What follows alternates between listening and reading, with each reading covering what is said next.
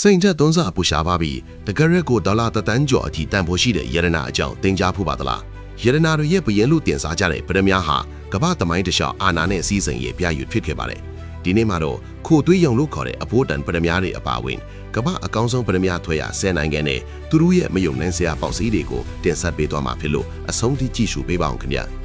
အဆင့်30မှာရှိနေတာကတော့ပါကစ္စတန်နိုင်ငံကပရမများပဲဖြစ်ပါတယ်ဗျဟိမဝန္တာတောင်တန်းတွေကြားကထွက်တဲ့ပါကစ္စတန်ပရမများဟာမြန်မာပရမများနဲ့အမျိုးအနွယ်တူပါတယ်အရေးသွေးကောင်းတဲ့ကြောက်တပွန်းဟာတကာရက်ကိုဒေါ်လာ900ကနေ1500ဝန်းကျင်အထိပေါက်ဈေးရှိပါတယ်ပါကစ္စတန်ကနေအာဖရိကတိုက်ရဲ့ရှားပါကြောက်မြတ်တွေစီခီးဆက်ရအောင်လားဗျာအဆင့်9နေရာမှာရှိနေတာကတော့ကင်ညာနိုင်ငံကပတ္တများပဲဖြစ်ပါတယ်ဗျာကင်ညာနိုင်ငံဟာအနီရောင်တောက်ပတ္တများတွေကြောင့်နာမည်ကြီးပါတယ်ရေသွေးမိန့်ကြောက်တွေဟာတကရက်ကိုဒေါ်လာ1000ကနေ3000ကြားရှိပြီးဥရောပဈေးကွက်မှာလူကြိုက်များပါတယ်နောက်ထပ်သမိုင်းဝင်ပြီးအယောင်စစ်လွန်တဲ့ကြောက်တွေရှိရာနေရာစီကိုစက်ကြည့်လိုက်ရအောင်လားခင်ဗျာအဆင့်8နေရာမှာရှိနေတာကတော့အာဖဂန်နစ္စတန်ကပတ္တများပဲဖြစ်ပါတယ်ဗျာရှင်းနေပေါင်းများစွာကတကယ်ပတ္တများထွက်ခဲ့တဲ့အာဖဂန်နစ္စတန်နိုင်ငံကပတ္တများဟာအကြည်ဓာတ်တဲ့အယောင်အသွေးမှာပိုအားကောင်းပါတယ်တကရက်ကိုဒေါ်လာ2000ကနေ9000အထိတန်ဖိုးရှိနိုင်ပါတယ်အာရှတိုက်ကနေအာဖရိကတိုက်ရဲ့အန်အော့ဖွယ်ဝန်စာဒေတာစီကိုဆက်သွားကြည့်ရအောင်လားဗျာအဆင့်9နေရာမှာရှိနေတာကတော့တန်ဇာနီးယားပတ္တများပဲဖြစ်ပါတယ်ဗျာ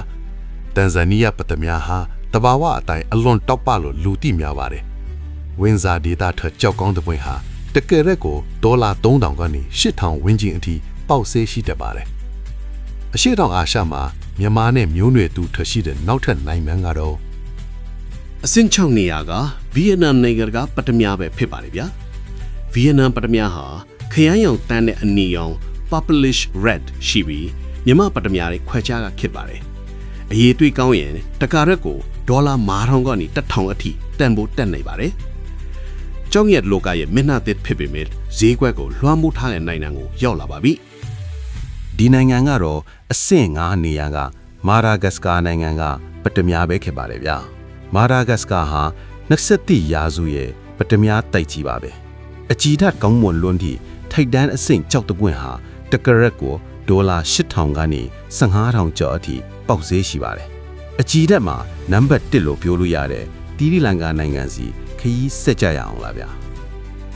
အဆင့်4နေရာမှာရှိနေတာကတော့တီရီလင်္ကာနိုင်ငံထွက်ပတ္တများပဲဖြစ်ပါတယ်ဗျာ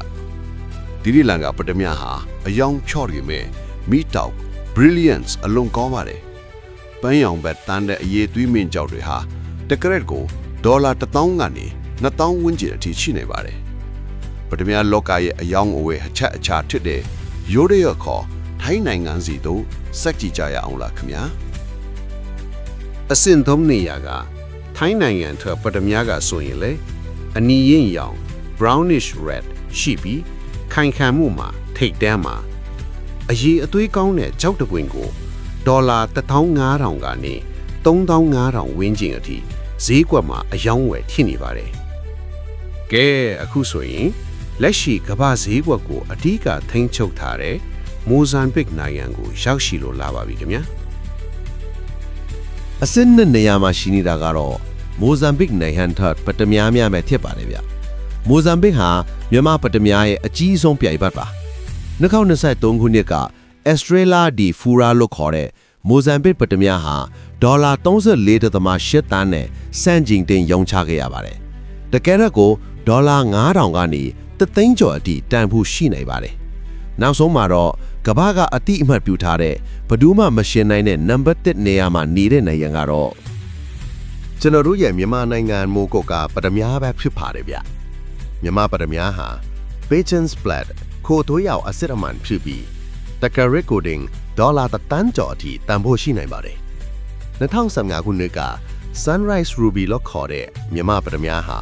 ဒေါ်လာ30.3 သန်းနဲ့ရောင်းချခဲ့ရပြီးကမ္ဘာဈေးအကြီးဆုံးပတ္တများအထိရပ်တည်ခဲ့တာပဲဖြစ်ပါတယ်ဗျဒီဗီဒီယိုလေးကနေကမ္ဘာအဖူးတန်ပတ္တများသည့်အကြောင်းဘ ഹു တုတရမယ်လို့မျှော်လင့်ပါတယ်ခင်ဗျာ နောက်ထပ်ဘယ်လိုမျိုး amazing အကြောင်းအရာတွေကိုသိချင်သေးလဲဆိုတာ comment မှာအကြံပြုခဲ့ပေးပါဦးဗျာ page လေးကိုလည်း like နဲ့ follow လုပ်ထားဖို့မမေ့နဲ့ဦးနော်အားလုံးကိုလေးစားစွာဖြင့်ကျေးဇူးအထူးတင်ရှိပါတယ်ခင်ဗျာ